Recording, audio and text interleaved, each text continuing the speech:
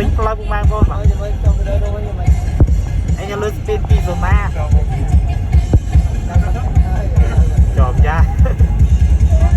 có là này một cái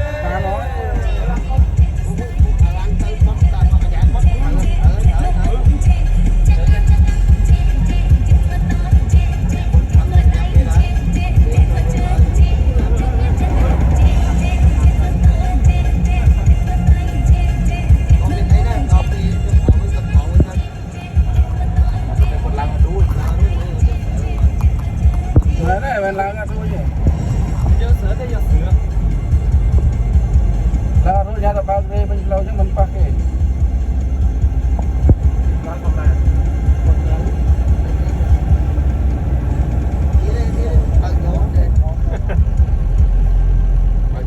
atau sana ke mau nyam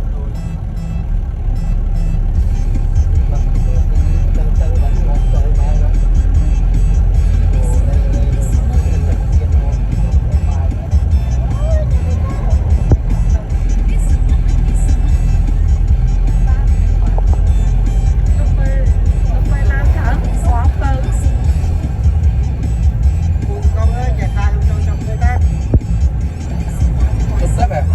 để không bỏ